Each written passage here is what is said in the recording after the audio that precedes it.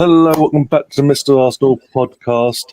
First proper podcast in a few weeks. Obviously, things have come up, and that's why it hasn't been as regular as it should be, and that's on me. I apologise for that, but we are back, and nothing's really changed, guys. We're joined by Sam, Steve, and Melvin this week. Even all, changed. We're winning games. I'm not used to this. What's going on? Other guys scoring goals. What's going on? No, got lots of nosebleeds this time. Or the height, can't do the height. Yeah, I'm not used to this. It's been too long since we've been top after 4 games. But yeah, as I was going to say, yeah, not much has changed. We've opening 4 games, 100% record, the only team in the league to be 100%, and that includes Man City. Thank God for that. Could have been better for us if Palace hadn't bottled it, but that is what it is. Another Norwegian breaking our hearts yesterday, bastard. Oh dear.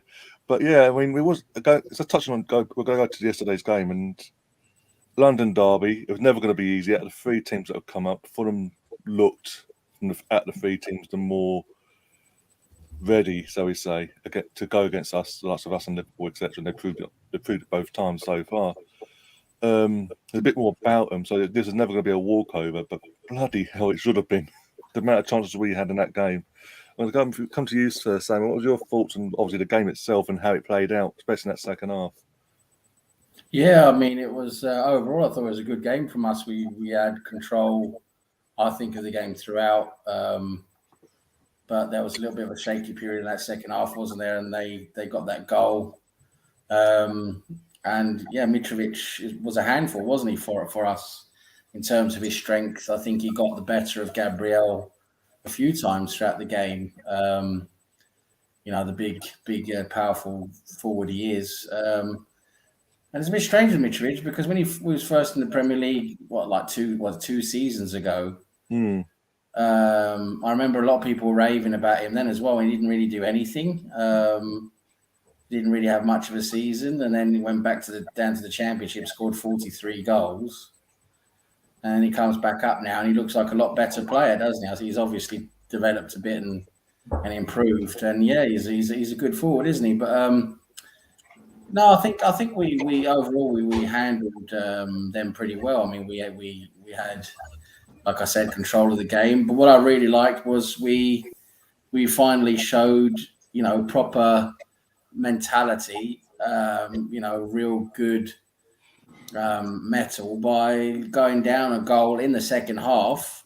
What was it, about 60-something minutes or something? We went down 1-0, and then to come back from there and win against Fulham, who, as we know, have been a good team starting this season. They're not bad at all. They're well organised, with their manager who's doing a good job. And I think this is definitely a game where last season we managed to do that in the second half, to go down 1-0 last season. I think we would have struggled to get a draw, but to actually come back and win now, I thought was very good. And again, as I said, it shows our much improved mentality, and to even do it without Thomas Partey and Zinchenko, both of them have been very key in our first 3 games.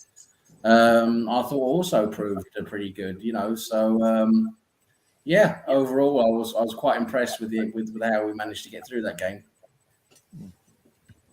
Yeah, I think the main thing I took away from that was when we did go 1-0 down, in the manner that we did as well. It's a completely freak goal that we switched off at that moment, especially Gabriel. Is the reaction, because years gone by, in the last few years we go, oh, home or away, they've scored, we've been a better team, and start licking our wounds there and then, and don't really react and try and get back into the game as we should do. And straight away the players were like, the fans literally was like a bit shocked, but they went, okay, no, we'll get behind you again. And the players fed off that, and they kept feeding off it. And then when the goal goes in from Odegaard, the roof almost came off. He's not going around. It's 1-1. 30 odd minutes to go still, 25 minutes to go. Instead of running off and celebrating in the crowd and all that, he's like, no, yes, I'm fucking happy, come on, and back to centre circle, let's go again. We're not happy for the draw, we want the fucking win. And that that said it all. And for Gabriel to get the winner as well, even if we have to wait for a few seconds because of VAR bastards. For him to after make the mistake, but then to have that redemption in the same game and win the game, and then literally everyone just piles on. Even Zinchenko, it wasn't even a match day squad, appears out of nowhere and starts jumping on. But confuse a steward as well because it's one of the stewards come over and so. Is he a player? Is he not? Is he a civilian? Is he a civilian? You're off. If you're a player, you're okay. It's just that I like that togetherness, and then the fans as well. The fans and Melvin had said because I believe he was there as well. They were from the even before the kickoff.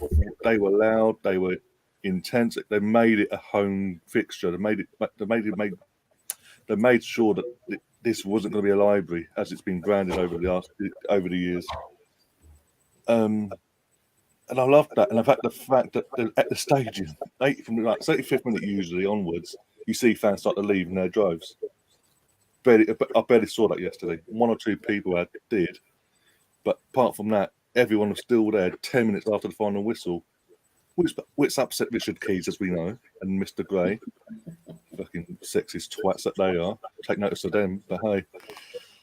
To the point that everyone else is defending us, which is a bit weird today. I woke up, Sky defending us celebrating, BBC are celebrating us celebrating. What's going on? To the point, do they hate Richard Keys that much?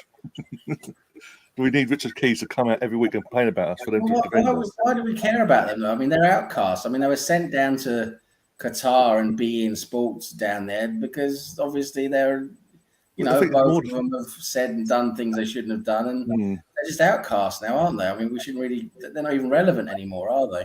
They're not. This is the thing. I think what's really annoyed people of our parts of our fan base was that Richard Keys like attacking Arteta for no reason and having to go in for doing things like everyone else does. Like, how dare we celebrate? How dare you be on the touchline shouting and screaming? No one can hear him. No one can do this. It's like anyone else is okay. It's like he's taking personal digs, and that's what pissed people off. So people just threw it back at him about his history. So I was one of them, but still. Melvin, what about you? You obviously, as I say, you was there as well. You also talk about the atmosphere and all that, and how the fans reacted, even when we went 1-0 down from that mistake. Well, yeah, it was great. Similar to Sleep a few weeks ago, it was a bit of a okay, but it wasn't complaining, wasn't for fuck's sake, like we've had in years gone by. It's again okay. We regrouped and we started getting behind the team straight from the off again. Well, it's totally different. I mean, we weren't with Saliba. It has been a change. The fans are far more behind the players than they've ever been, which is great. The difference between Saliba's mistake and Gabriel's mistake was Gabriel's mistake put us one behind. Saliba's didn't. So it slightly changed the format, but both times the fans were great. I thought Gabriel, it was not so much that he made that mistake, but in the same game in the first half, he got a warning. He lost the ball to Mitrovic in the first half, messing around. And if you want a footballer to learn by their mistakes, and he didn't, and that's a bit worrying, really. I mean, he's terrific, don't get me wrong, but that's a chink in his armour. He's not learning because really the warning signs were there. And going back to the celebrations, I mean, you were there. The Fulham fans and the players were absolutely mental when they scored. Fine, you can understand why. They weren't expecting to get anything. They were looking like they were going to get a draw. Now they looked like they could possibly nick a win against all odds. Fighting performance. It was obviously worked out the way they were going to play and the way they were going to time waste. So that went to plan. So to say that Arsenal are celebrating yet, they don't mention Fulham. I suppose, I don't know. If you read what Richard Keys said, it was bad enough. I read it. Then I happened to listen to it, and there was real anger in his voice. It was, I would say, don't use this word a lot. It seemed like hate in his voice. Where does that come from? Did we not sign him as a youngster then years ago? Because a lot of these footballers that do have disdain for us, you find out later had a trial for us and never quite got in. Like Jamie, the one who had a go at us that talk sport. What's his name? Jamie O'Hara, yeah. He had a trial for Arsenal, and they obviously didn't go for him. So I just wonder if Richard Keys was offered a compares job at Arsenal and they turned him down last minute. But it's pathetic, really. I mean, all the big teams celebrate when they draw, let alone when they win. So another thing to keep figuring us out with, but just keep winning and make them angry all the whole time. There was, to come back is brilliant. It was brilliant. We need a slice of luck with that deflection, but we're on the front foot the whole time after the goal. We weren't messing around. And as you say, we did have a slight and weakened team, and we still managed to do it. And it highlighted, really, though we probably didn't have to know anyway, how good Zinchenko is at the left back. He really is an upgrade on Tierney. I know Tierney probably wasn't all that fit yesterday, but when you see Tierney turning inwards, backwards the whole time, apart from the first 10 minutes when he was galloping on, and you see Zinchenko, the way he plays the way up the left-hand side, takes his time, moves it around, you saw the difference. And really, I'm thinking, is there a case for, if Xhaka can't play, you play Tierney in that left midfield role, and you play Zinchenko on the left-back role? Because that could work. I mean, we did miss him, obviously, Partey we missed as well, but I think with El Neni, he's got some great performances in, but I think he's hit the ceiling with him, because when you play away from home, he's the type of player you want to just stop the other team playing, hold it all together, get the ball and give it. But when you're playing at home, you need a goal. He's not. You need that Partey midfielder to push forward. Exactly. You need someone to give that ball forward and not always back to the centre half, back to the right back to the. And he was found wanting a little bit. El Neni, I thought yesterday, but I'm not knocking him. He's 100%. His heart's in the right place, but I don't think he's the type of footballer on a day like yesterday when we had to attack, when we were 1-0 down. We didn't know we were 1-0 down, and I actually wanted, when we went 1-0 down at half time, for us to swap him over to say Lokonga, just for getting a bit forward a bit quicker, getting the ball forward a bit quicker. Wasn't a be, but all things worked out in the end. I don't normally stay after the game, but I stayed about half hour after the game. I went to the Tony Adams statue. The statue, yeah, met a few people there. It's brilliant. What an atmosphere! Fantastic. Yeah, and as I say, as in terms of the atmosphere, it can obviously about half hour before the game, you can feel it in the concourse. But for the first time, I've gone to a game when it's gone from the concourse, but it bleeds into when the fans are going into the stands to their seats or whatever. It's going into there now. It continues all the way to the end, no matter what. And as we were seeing when we win, as you say, it was still going half hour or so afterwards outside the stadium.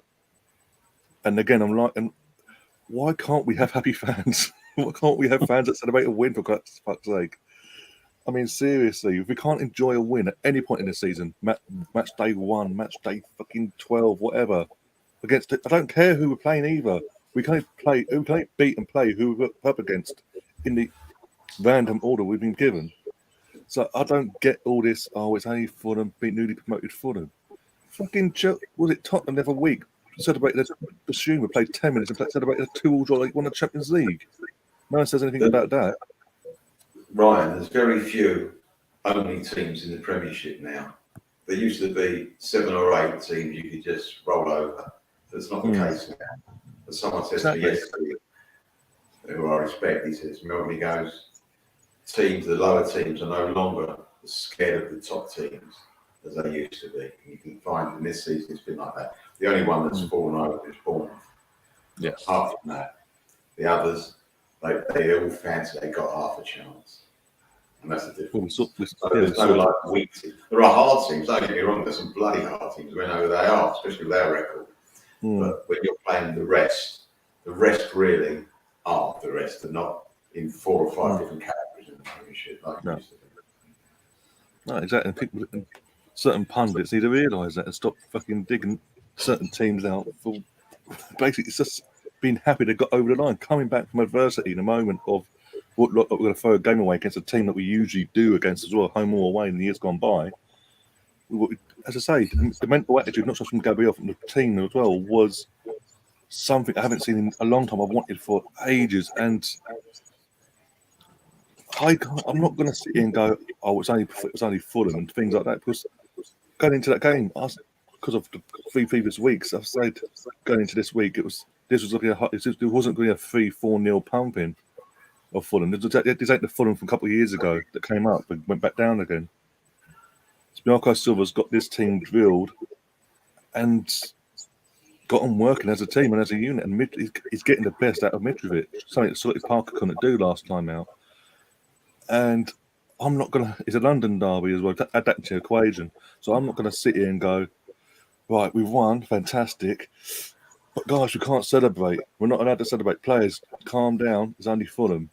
You can't, and you can't do that anymore. It's not like it's, as you say, the top 4, then another segments of the league. It's literally the best, and then the rest, and then they say the rest are from sixth downwards, seventh onwards, are all literally, they could all beat us at any given time, and etc. and all that jazz. Where I started Bournemouth, because Bournemouth has come up with the whipping boys of this league this season because they ain't prepared themselves, and that's the only thing that's going to annoy me. You've seen the team that gets whipped every week because it's just like there's no competitiveness there. But in terms of us, again, I don't give a crap. I don't give it match day 1 or match day 4 or whatever, or match day 12 or just before the game after the World Cup we play West Ham. If we win that, we celebrate. I don't give a crap. We're winning. Why can't we celebrate a win? And people are now saying we deserve to be celebrating. We've gone through so much over the last how many years in terms of the end of Wenger's era, the Unai Emery season and a half, and then the start of what has been the Arteta era in terms of him having to come in, inherit the mess from the Wenger and Emery merger, and as Ender says in the chat, literally grab all the roots of the crap and get rid of the rot. The rot that was in this club, you've got to take hats off to Arteta, Edu, and everyone at the club for getting rid of that rot. What is wrong with that? And then we're literally to a point where we're competitive. We're now a competitive team that's got a fighting chance of getting ourselves back at the mainstays of Europe and going and being a competitive team to win major honours, hopefully, touch wood. And people outside are still complaining. I mean, when it comes to rival fans, that just shows me that they're genuinely concerned what's coming, because this team is still young. There's plenty of years. There's no ceiling coming soon. Basically, where they can hit the ceilings very, very soon. The ceiling is so far away from being hit with this squad, and that should be that should be gameplay. The way we've come about things, especially in the attitude of the way the season ended, the way we threw it away in terms of the top 4 in the last couple of games of last season against Tottenham and Newcastle, respectively. For us to then dust ourselves down, come back, add a couple of additions in Zinchenko, Jesus, Fabio Vieira, Matt Turner, and even Saliba's come in. Looked like, and we'll get into Saliba in a bit. And we've come back, but we've come back and we're beating teams that last season, or the ilk of teams from last season, we were dropping points home and away to. I mean, this time last year, we had literally, after 3 games, we had nothing. We were bottom of the league. We were the laughing stock. So I'm not going to sit here and allow idiots out there that they've got their own issues of fucking outcasting of God knows where, Sam did earlier, come at my club and the fan base that I'm part of and my manager and attack us just because I think Melvin touches on earlier, there's a hint, if you listen back to it if you want to, of pure hatred towards Arteta and the club, and I don't know why, but it is what it is. It genuinely did annoy me because it's just like, just let us enjoy it for what it is. And I've been saying for the last few weeks, not even my brother, I've been saying to my brother, I know us being top of the league ain't going to last forever. Man City are going to win the league. I'm accepting of that. My main point, my thing was top 4, and in terms of the cups, we can win a cup, be it an FA Cup or a League Cup, along with doing well in the Europa League. Fantastic, there's improvement there. In terms of competing for the league, actually going for it, I say next season, as long as we achieve our targets this year, next season's the year we start looking to start battling for the league. But if we start a year early, I don't give a shit. I'm going to enjoy it for what it is, week in, week out. And no, sexist ex-pundit having his daughter's best mate is going to stop me from doing that. Anyway, rant over. Sorry about that. Steve, you've been very patient for the last 20 minutes. I'm going to let you get comfortable and have your say on what's going on. I don't know what to say, really, because, I mean, it's all been said, isn't it? But I truly believe this team has got a different mentality about it than teams we've had before. You know, we've been losing games before, and the players have been walking around the pitch, and they've been knocking it about, and there's no real urgency. Where this team is, you know, right from the get-go, they're right on it, aren't they? From the kick-off, no, they're actually going forward, looking for opportunities. And, you know, on another day, we scored 2 or 3 goals in that first half. We still seem to be trying to find that perfect ball rather than just hitting it sometimes. You know, there's a lot of opportunities whereby we looked for a pass when we had an opportunity to shoot. You know, Lena, you know, we know Leno's a decent goalkeeper, a good shot stopper. So, you know, I think, but we had opportunities to have won that game by half time. And of course, all the time it's 0-0, and we've got 70-80% of the possession. They only need one chance, and Mitrovic scored 40-odd goals last season in, you know, the Championship. So he only needed one opportunity, and once he got it, he scored, didn't he? And that was. But we just carried on. We didn't let it phase us. We didn't panic, and you know, Arteta was making substitutions and bringing on, you know, changing formations. But at the end of the day, we got the result. And I think last season we probably lose that game. Last season, I think last season we only came from behind once last season in the Wolves game. Yeah, that's it. Actually, yeah, Wolves at home. Yeah. You know, so all of that is improvement. And as you say, four games, 4 wins. Doesn't really matter what anybody else says. It's our club. We celebrate the wins. And they can look up at us, can't they? Because that's where we are. You know, Liverpool, Man United, even City. You know, City came from behind. City gone behind twice, haven't they, out of 4 games?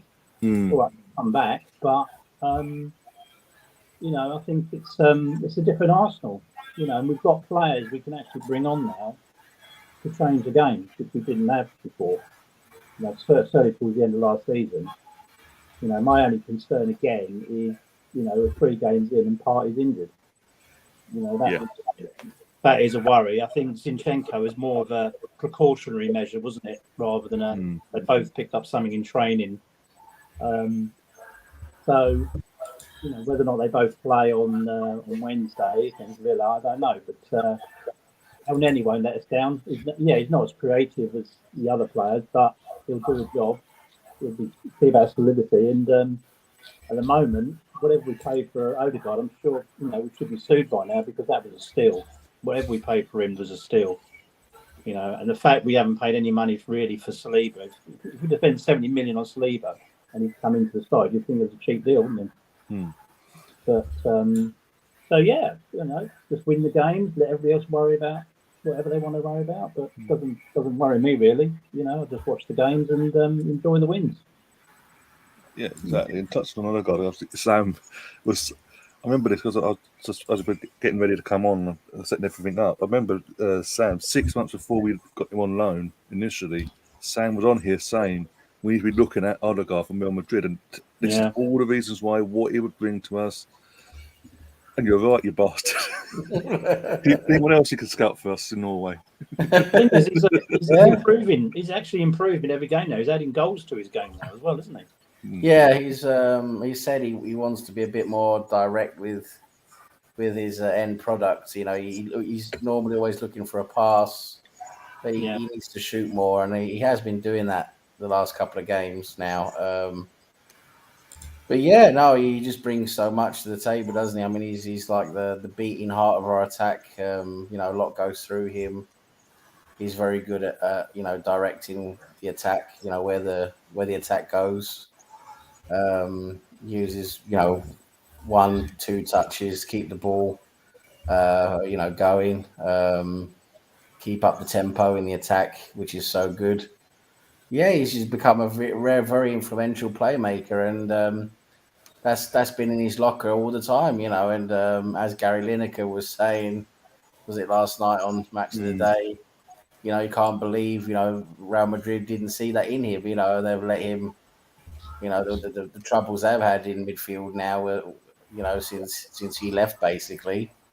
He's basically saying Real Madrid have made a big ricky letting him go to us, especially for that price. Yeah, it's a great bit of business, and a lot of it's down to Arteta and Adu, because he does enjoy, I think, being at Arsenal with Arteta and Adu, and I think he sees the potential in the team and everything. So he wants to be a part of that. So that's very good. And yeah, he's been very good for us. And as you guys say, he's been improving from season to season. He's just going to get better, and it also helps have better players around him. I mean, like the likes of Jesus. It's a huge upgrade in terms of his movement and the way he attacks, and Lacazette, it's so much better. They get more out of that, and his link-up play with Saka has become very good, and also with Martinelli. So there's a lot there more to come. I think in terms of our attack, I think we need to get more out of Saka in terms of his finishing. I think he needs to be sharper when he finishes, and the same with Martinelli. They just need to be a bit more sharper with their shooting, and we'll get more goals. So because we saw yesterday, we had a few chances we really should have scored on that we didn't. But yeah, no, I'm Erdogan's, one of his biggest fans. I've seen him since he was a youngster. So you're preaching to the choir here. With Erdogan, I've seen this come for a long time. I'm just a bit. I would have loved to have seen Haaland come to Arsenal, but we knew that was a bit beyond our reach. I could just see Haaland and Martin Odegaard playing together. That would just be FIFA would try and ban it. They try and make it illegal if those two played together. So no, I mean it's been great to see Odegaard, really, and as a captain, it was lovely to see him finally take that captain. To show that the captain ability he has by taking the game by the scruff of the neck and showing the lads, okay, let's keep going. Then he gets the goal. Then he says, right, come on, let's get going, score another. And he steps up and he gets the lads going, and we get the second goal. I think yesterday he showed his captain ability very well, and I think we're starting to see that he's the captain who does it on the pitch. He doesn't necessarily, he's not a loud guy. He's not going to be very vocal. He's not going to be one of these guys you always see him talking about stuff all over and all that. But he just does it on the pitch. He shows the guys by example, by always pressing, giving 110%. He'll be one of the players that runs the most during a game, and then he'll do the passing, the shooting, and tell the guys. He's always pointing, telling them where to be, directing on the pitch. And that's the type of captain he is. He does it through his play, and long may that continue. He very rarely gives the ball away, does he? The thing with what's so fascinating with the way he plays is he plays with he plays with a high level of risk in terms of he's always looking at playing the ball forwards and opening up play. So his passes are more difficult, and he's taking more of a risk every time he is on the ball. And Melvin was talking about El Neni earlier, who is the opposite. He wants to be safe, and that's partly tactical as well. It's not just his way of play, which I agree is very a bit too safe, a bit too over the top, conservative. But that's also tactically the way he's meant to keep hold of the ball and just make sure we recycle it. But with Erdogan, he's the opposite. He's always looking to take that risk, and to be able to be so accurate with his passing, at the same time he's doing that is just shows you how good he is. And he really does. He opens everything up when he switches, when he goes from left to right, switches up with those crossfield balls, and that's it just opens up so much and brings our attack into the final third. And yeah, it's very effective, and it's great to watch. I think going back to Oneni, I think he's obviously playing to instructions from Arteta, isn't he? I think Arteta's put him in there to actually give it to the guys that are going to be creative. You just recycle it, stay in the position, cover the back four, and let the other guys do his magic. I think that's sort of his brief, really. And as he said before, he'll always follow. He'll always do what he's been told to do. So I think, we've seen him score some absolute screamers, goal-wise. So he's got a goal in it if he needs to. But I just think he's got a role to play in the side, and that's it. I don't think it's necessarily a negative role. He's just doing some of the donkey work for the Australia players. Yeah, he's doing the donkey's work, like you say, El Neni, and El Neni will very rarely lose the ball. He will keep the ball in the side. He's very good at always finding space to get the ball. So if a defender has the ball, they'll find El Neni, and El Neni will be able to cycle it onto another midfielder or whatever. And he's always in space, which is very good. And he's looking for the pass, right? I think that's both, like you say, Steve, it's both tactical and also the way he plays. He likes to play in a safe way. And you need that. I mean, it's a good way of holding the ball and cycling the ball through the team. We can't have everyone trying to play, cross-field, direct pass. Zach is in the 6-yard box these days, isn't he? I mean, he's not actually in midfield that often these days, is he? No, so but it's when you see now with what difference players like Jesus brings to our attack, he's just so dynamic and he can get into so many more key positions than what Lacazette lacked that mobility. For all the good he did dropping back and he had a high, he could work quite well, but he just didn't have that work rate to get into all the positions that Jesus does. Jesus manages to drop back and still get into the box and get into all these scoring positions where Lacazette didn't, and that is a huge difference we're seeing this season. Yeah, and Odegaard will pick him out, won't he? Odegaard will pick exactly him out. That ball we played up top in Nketiah. That flick over to Nketiah, I was saying Nketiah needs to learn how to finish better as well. Yeah, Nketiah is doing very well in getting into his positions, and he's working well. And I think Nketiah, I'm willing to give him some time because you can see there is potential there. But he needs to improve his finishing. You saw that flick over from Odegaard; it was fantastic over to him. Should have finished it first time. He should have just whacked into the net instead of trying to trap it, and that gave them all their chance to get in the way and stop him. Yeah. But that flick over was just, that was incredible the way he managed to wake that pass over the defence. I mean, someone in the chat, so before I get Melvin coming, there was someone in the chat saying, I think Stephen, the Arsenal Misfit, saying, Odegaard's given us more in the last 2 games, than Ozil did in the last how many years. Yeah, it's true. And it's because with Odegaard, obviously not just is he the creative side of him, but he's willing to have a shot. We saw yesterday that obviously the goal got to back the game. He's not afraid to take a ticket at the lottery and hope for the best. And another great thing with Odegaard as well, which is a part of his game that doesn't really get mentioned very much, is he wins the ball a lot as well. He actually tackles and wins the ball a lot high up the pitch. He presses high. And he wins he gets hold of the ball and intercepts the ball a lot. He was doing it non-stop yesterday. I say that much. Which is an important part of our play. But yeah, Melvin had his hand up. Right. Go on, sorry. No, sorry, Melvin had his hand up before he wanted to say something about this. About Odegaard, I rate Odegaard highly. He's a pleasure to watch. Not only his ability, but his foresight, his movement. He makes all the players go the wrong way. One movement of his shoulder, and they all go the wrong way. Absolutely, and he's all over. He's the guy that presses more than any other Arsenal player. He's the one. He's everywhere. He's like little flies around them. But if I've got a criticism, and every player, you should have a criticism. They're not 100%, but he's got one.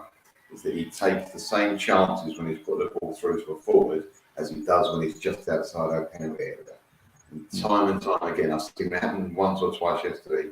He lost possession when he didn't have to, just outside our penalty. It looked quite dangerous for breaking, just at like 5 yards outside the box. And that's when we looked at under a bit of, well, not pressure, but trouble.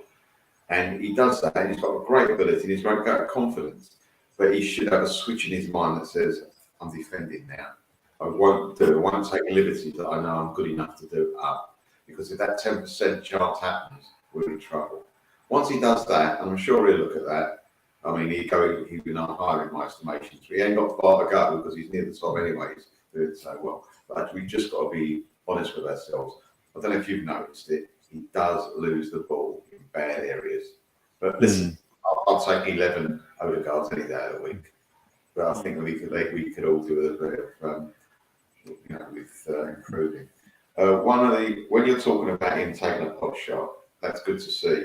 But I'm finding there was a spell yesterday. I think 3 or 4 players went through. It was in the first half. Went through the Fulham goal, and none of them. They all had the ball under control in the box, and none of them took a shot. No. And it was like, come on, you've got to do this now, boys. You've got to shoot. You can't score as we used to do the perfect goal. And that was very frustrating. I mean, you give Fulham every chance to clear it after a while, and that's what they did. And we've got to build again. Sometimes when you get a break, you've got to take advantage of it and not turn back. And we were doing that. We were trying to make this little one-touch, flick, flick, flick, where they had a clear, I thought from where I was, a clear side of the goal. Even if you haven't got a clear side of the goal, it's worth having a pot shot. Look what Odegaard did yesterday. He may not have a clear side of goal, but he got a deflection and it went in. So that, I think a couple of players, I mean, I'm not having a go though, so I'm just bringing up Saka yesterday. It's taken a while to get into the season, isn't it? Yeah. He got it on his left foot as well. He did so well. He did the hard bit.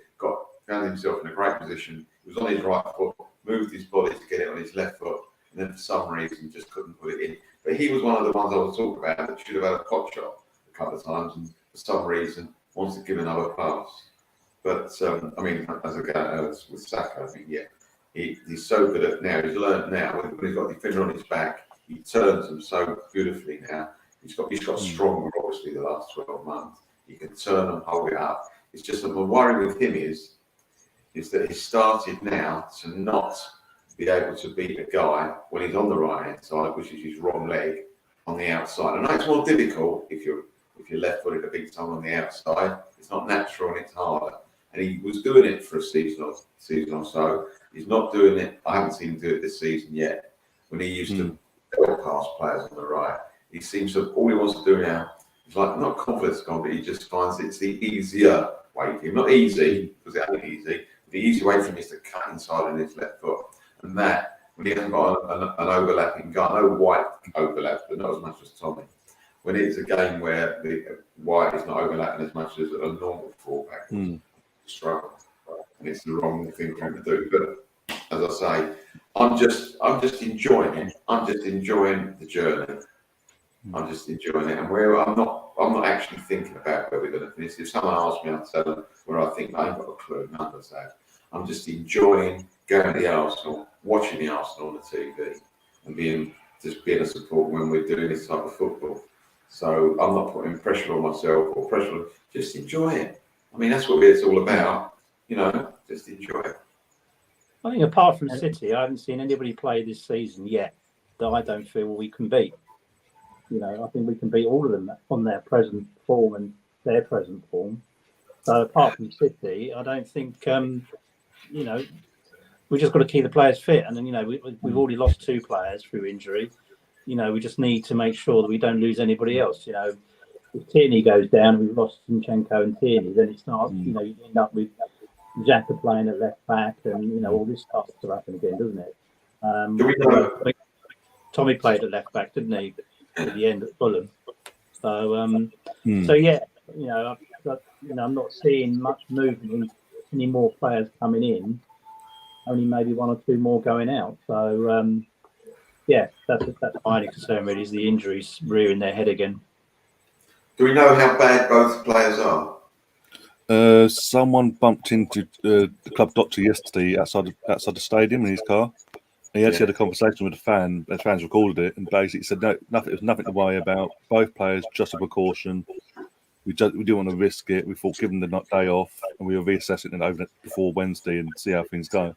But there's an outside chance they might play Wednesday then, yeah. But going by what the O'Driscoll said, yeah, literally, there's a slight little niggles from both players. Nothing to worry about. Again, it's just they'd rather not risk them even on the bench than bring them on. It was more of We've got the depth in them positions now. Let them have the day off. Let them rest up. And between now and obviously Wednesday now, come in on Monday and reassess things before Tuesday's press conference. And then obviously Wednesday's match. I mean, from next month, was it from the 1st? We're back on 3 games a week again, aren't we? Yeah, literally. We've got Villa this Wednesday, United on Sunday, then our first group game in the Europa League the following Thursday, and just as you say, it's then another group game a week later, and then it's 2-week gap, and another couple group games. Except it starts coming thick and fast. Yeah, have we got United already on Sunday? Man United this Sunday, yeah. Wow, this Sunday coming. Got Villa midweek at home, then to Manchester. And then it's the first Europa League game after that on Thursday. But we got United at home, yeah? We're playing at away. Away. We're playing Man United away? Yeah, at Manchester, yeah. Oh, okay. Yeah, well, they'll sign 5 new players by then, won't they? The thing is, like Steve said, I don't really fear them, but at the same time, it looks like Ten Hag is getting them a bit more in line now, isn't he? So they say that. They beat Liverpool yesterday on Monday. Sorry, just to interrupt. They beat Liverpool. You're thinking that you've won a big derby game. Liverpool, you've basically ended their season before it started in terms of the league title as well. At home, everything's going on. You've got Casemiro coming in. They went 1-0 up eventually yesterday in the second half. And I'm watching the game, and it's like Southampton. I felt sorry for Southampton at full time. They should have got something out of that game because they let them off. They let them off. Yeah, they're so wasteful. But Man United just got the 1-0 lead instead of going for the juggernaut. It was just like we'll sit back and protect what we got now. It was a very good goal. They did it against us. Very good goal. Yeah, it's a very good goal. Don't get me wrong, but Southampton. We just have this ability to go to Manchester. It's happened a few times in recent years where, we're better than Manchester United. But we go to Old Trafford, and it's hard. It's really hard, isn't it, Old Trafford? Well, Liverpool found out, didn't they? Yeah. So it'll be a tough game, and the Man United we play on that Sunday will be a different Man United to what's been playing the last 4 games. Yeah. They've got Leicester during midweek as well, so that might help us out a bit. Well, Leicester bottom. I don't know. Well, it should do. I mean, Leicester should be a tougher side than Southampton, but I don't know. Brendan Rodgers seems to be really shit in the bed now. Well, he's going to be the first manager to go, Gerrard or Rodgers.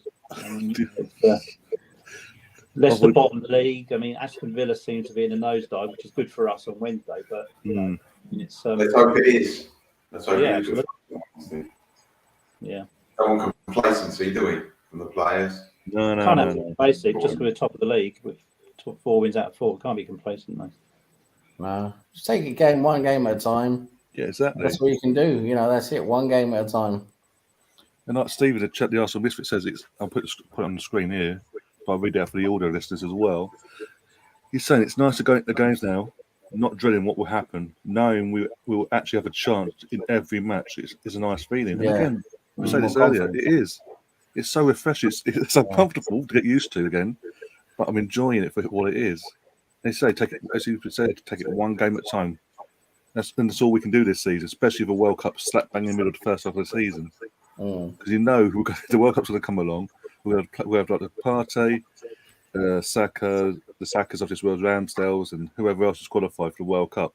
Go to the World Cup. At least one of them is going to get injured. You know it's going to happen. So we need to prepare ourselves for that. And obviously, the window closes on Thursday this week. The window. So we do need to.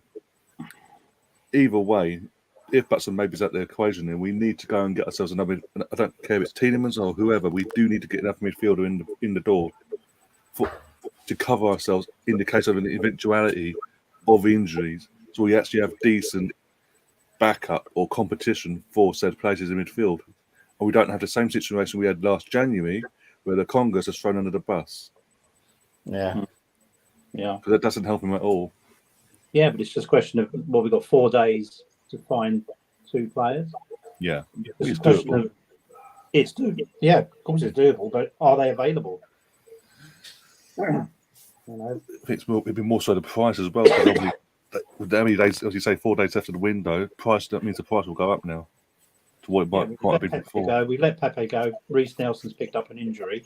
Hmm. So again, you know, Marquinhos doesn't look like he's ready to play in the Premier League yet. Might be wrong, but you know, that there's no real backup to Saka unless you're going to put ESR there. You know, play Smith Rowe right wing back or right wing, so to speak. So they're already sort of could be a bit thin with a couple of injuries. So you know, that's a concern.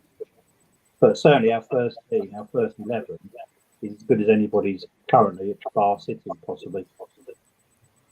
Yeah. The City have a weakness, you know. They're a bit weak at the back. You can get at them by playing directly. You know, Crystal Palace played directly and got at them and scored 2 goals, and they had a couple of other chances as well. I mean, you can get at them by playing directly, and which is basically the way we play. Yeah. The problem is they've just got so much firepower, and they're so relentless when they get going. I mean, with you got De Bruyne, you got Gundogan, you got Bernardo Silva, you got Haaland. You know, you just got you got 4 or 5 players, all of them can score. You know, it's so hard to play against. Well, they've won the league 2 years in a row, basically without the number 9, haven't they? Really? Yeah. And now And they've got one. 9. And he scored 6 goals 6 already. 5. He scored 6 goals in 4 games. But they're behind us in the league. But they're behind us, and they haven't played. He hasn't faced a real competition yet, Stan. He hasn't faced that competition yet. Can't judge him unless it's a real He competition. hasn't come up against. I want Saliba to just, you know, Saliba to just stick him in his place. And that's the thing as well. In terms of defence, sorry, go on. No, I was going to say Saliba's a folk hero already, isn't he? You just imagine if he shuts out Haaland.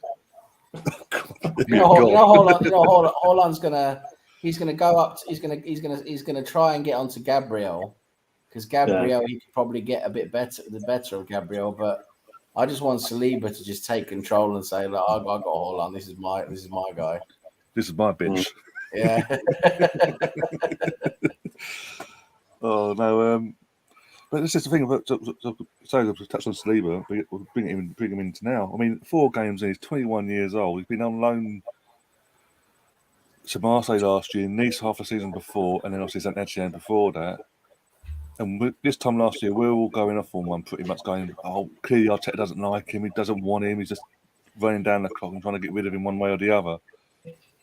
Again, another masterclass from Arteta in terms of getting him out there, getting him the game time to eke out any sort of major mistakes in him and let him learn his trade elsewhere. And he's come back. He looks like, for a 21-year-old, a complete. Obviously, he isn't complete, but he looks the complete signing. His awareness, his overall gameplay is just quick. He's quick. Someone who's fully experienced, fully elite defender. He's only 21.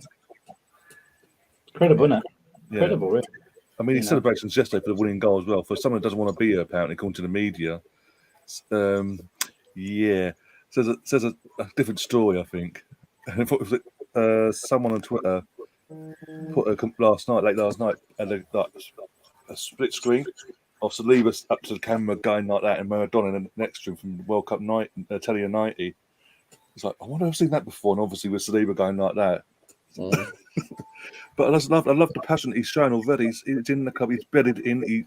He's bought into the system already, and he's already feeding off the fans. And he's loving, obviously, the fans with the song as well.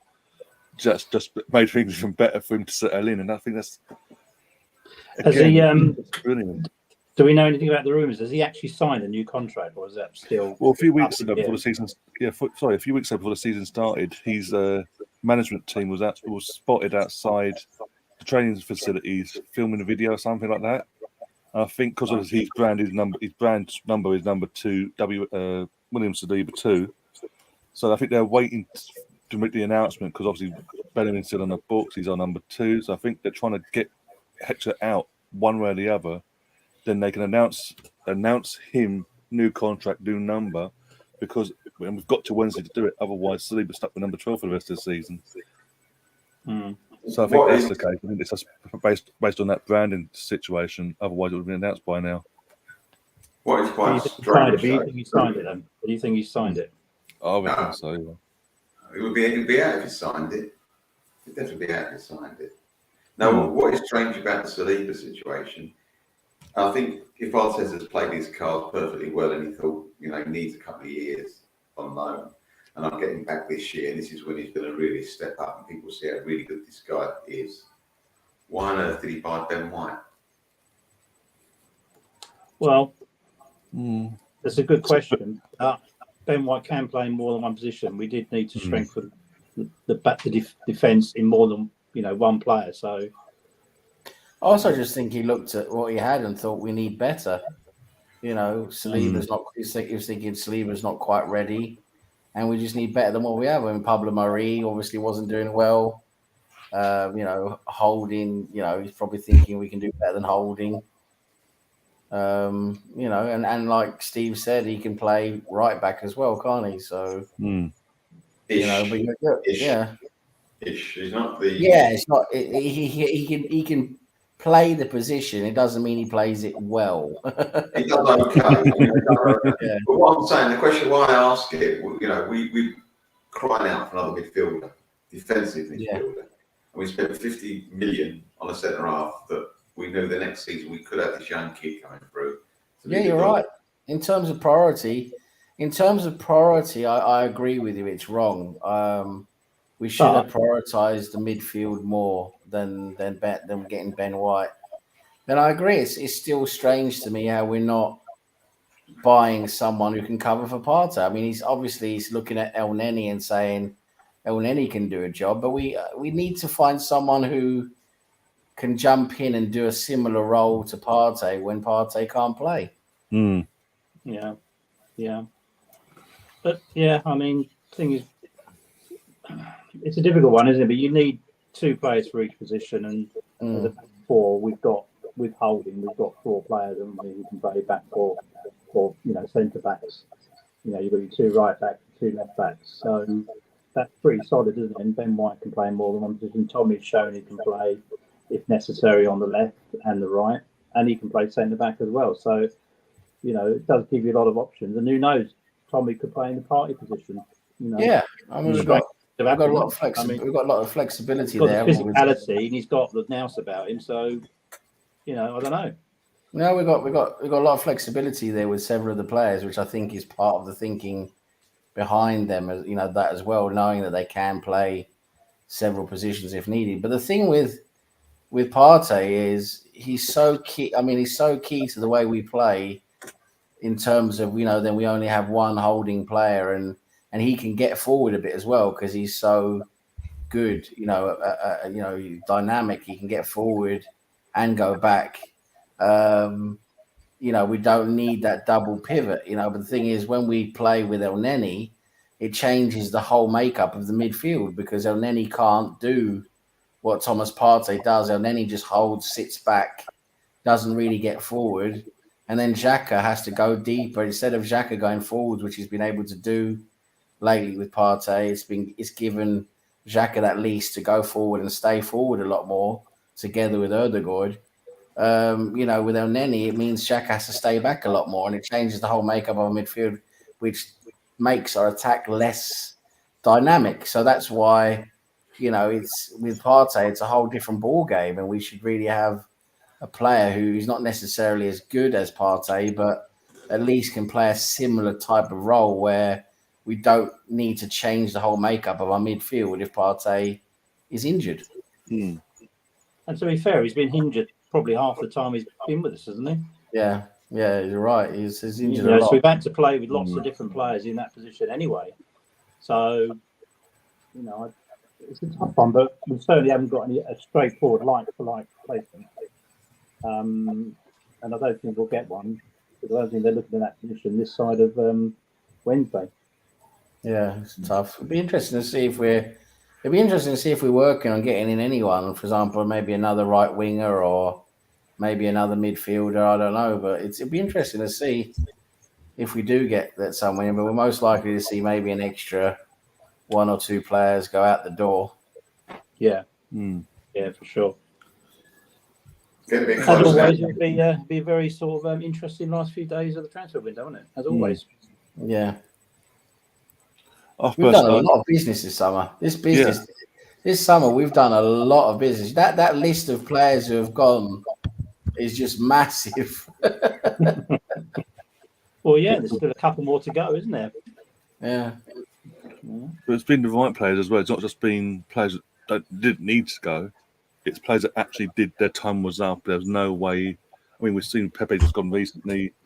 He clearly thought Arteta's completely lost faith of him. He wasn't even playing as a sub in the first few games before we got rid of him on loan to Nice. So it's letting go of players that make sense. That are we're not just holding on to him for the sake of holding on to him now.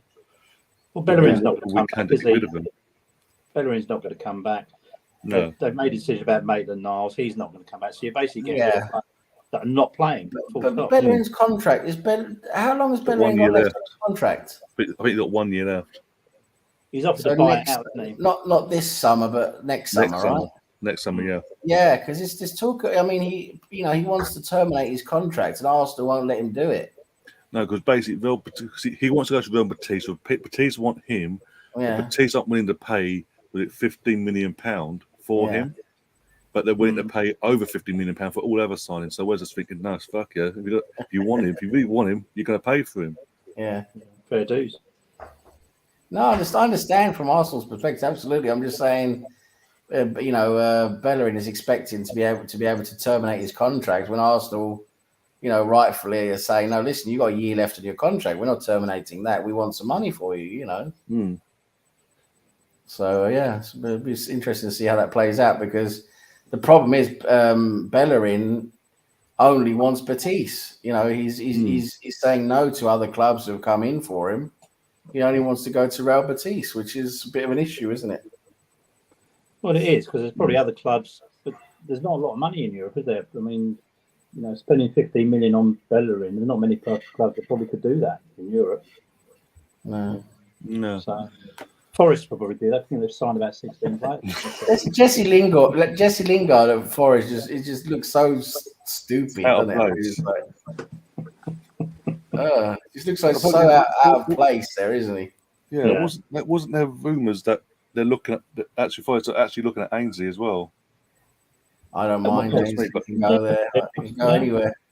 As I say, Forest are just throwing money at the wall and hoping it sticks. So Forest owner, if you're listening, Forest are terrible in attack. That's the thing. They're they're terrible. very, up they're very front. toothless. They've gone for players. They brought players in, but it's just they brought players in the attack that aren't experienced of the league.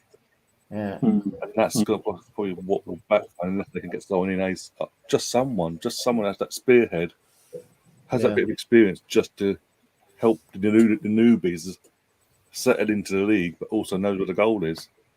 Also, if you're Lewis grabbing it, not the first, and you've been a big part of them coming up, and now you're literally just seeing other players coming, you're there, not even on the bench. You're thinking, what the fuck? All this hard work. Yeah. And what was it? The Atletico Madrid left back, wing back, whatever. He was in the crowd today. Apparently, there's a loan move happening there with him going to Nottingham Forest because he's fallen out of Simeone because he wants more game time because obviously the World Cup around the corner. Another thing to go and touch on us incomings, I think Leicester. We've keep going back to Tielemans, but where Leicester are in terms of not just positional, but where they are as a club. We've got Fofana on the verge of literally signing any day now for Chelsea for £85 million or whatever it was in the end. We've had Tielemans wanted to leave Leicester for the last year. He knows we want him. He now wants to come to us. Why don't we just put the final nail in why can't we just go out there in the next few days, put that final nail in the coffin of Brendan Rodgers' coffin and nab him, and then the aftermath just go, and we don't care because we've got who we want in the end. Why not? I've said this about Leicester as well. They're very they're very stubborn in their negotiating for the players, but the guys in this situation, out of the three parties involved, they're in the weakest position possible because they've got a player who doesn't want to be there, hasn't wanted to be there for the last year. It's publicly known. You've got a club that's interested. He wants to come to that club. Yeah. He's got 1 year left on his contract. Is that a position where it's take what we're offering you, or you're going to lose him for sweet nothing? Well, this is the interesting thing because that is the type of deal that could happen, quite late Into the window, yeah. in the window, because what you're doing is you're pressuring Leicester into making a deal because, like you say, they know Tielemans wants to go. They know he wants to go to Arsenal. They know Arsenal are willing to pay some money for him, but they want to hold out for, 25-30 million, which they think he's 35 worth. million apparently, but we've offered 25. But I bet you on deadline day, what could very well happen is we could go in. Edu could make a call to Leicester and say, "We'll give you 20 million. Take it or leave it." Yeah. The guy, you're either going to get 20 million today, and you're going to get some money for him, or that's it. You're going to lose him for free. It's It's come to us anyway, so. There's nobody else. Do you want 20 million, or do you want him to go for free? That is the type of pressure we could put on them on deadline day. Yeah. And there's nobody else in for him, is there? As far as I know. No, not that. Well, he wants to go to Arsenal. From what I can tell, he wants to come to us.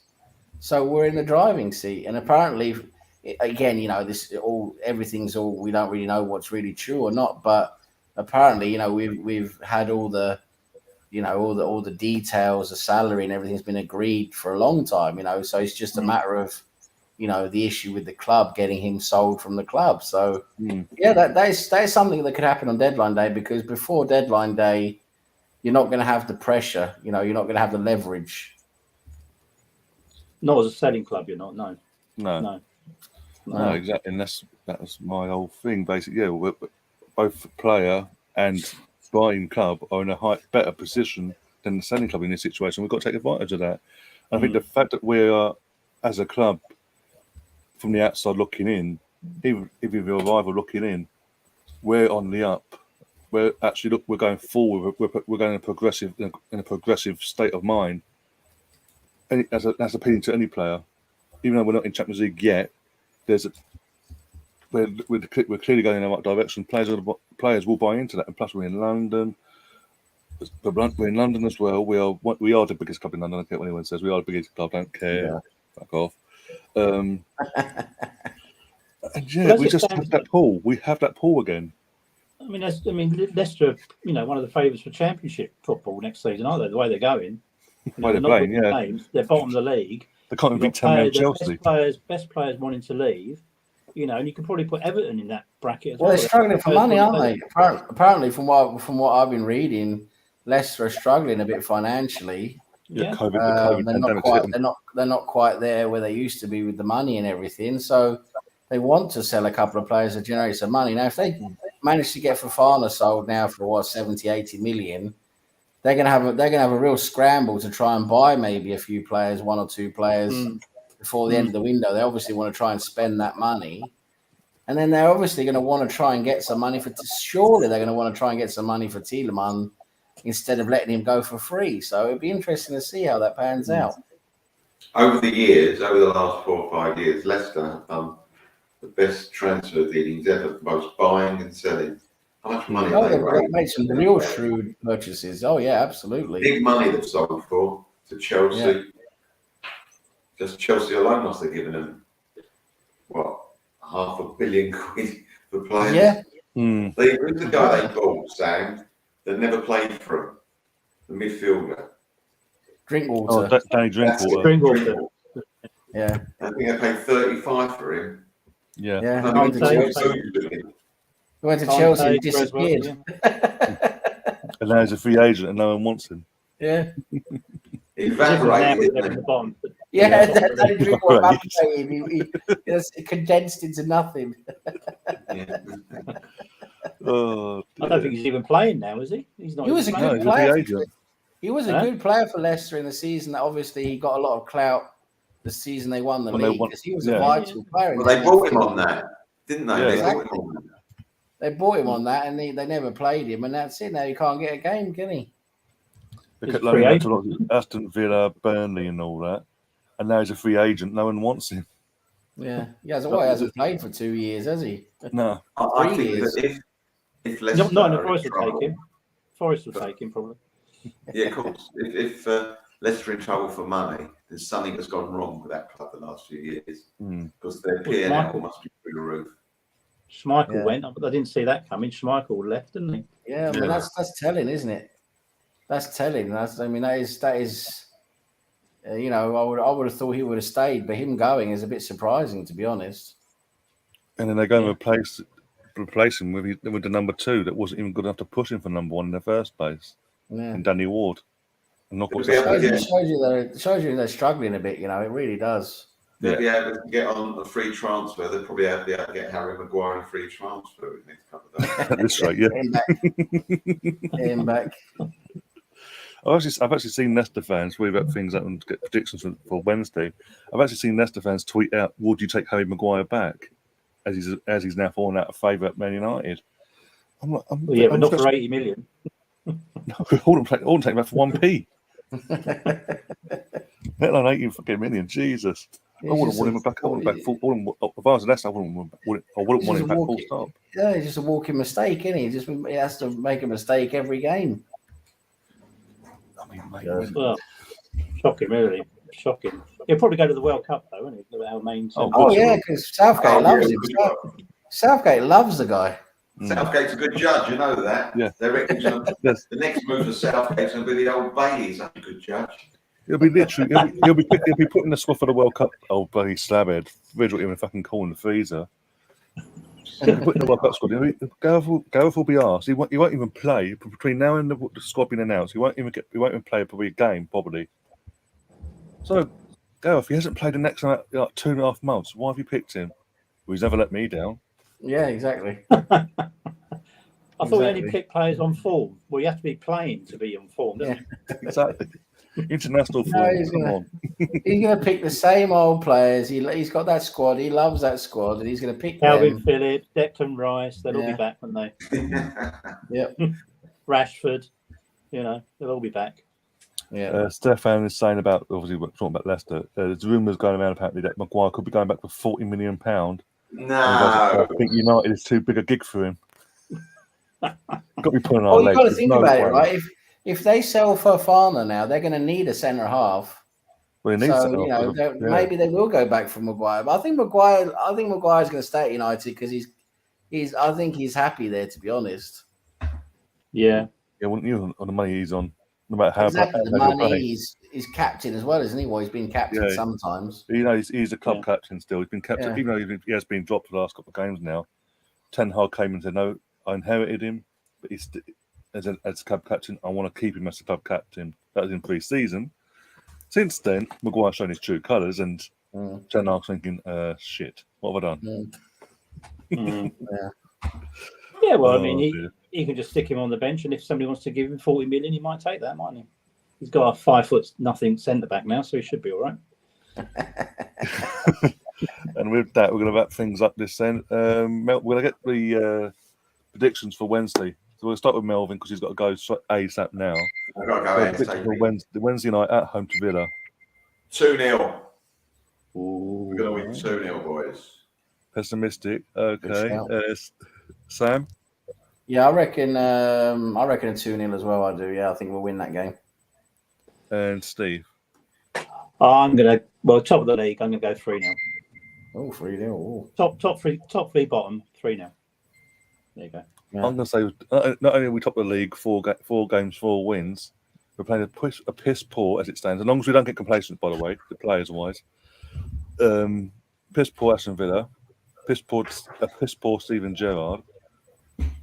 I'm going for at least 4-0 win. Oh, lovely. We're at home. We're at home. We haven't lost. We haven't dropped any points yet. We're playing against a team that lost today against West Ham. That is struggling already. They lost to Bournemouth in match day 1. Gerrard is falling out with Tyrone Mings and basically publicly slating Tyrone Mings left, right, and centre. Yeah. It's clearly causing the rift because the performances are saying that basically.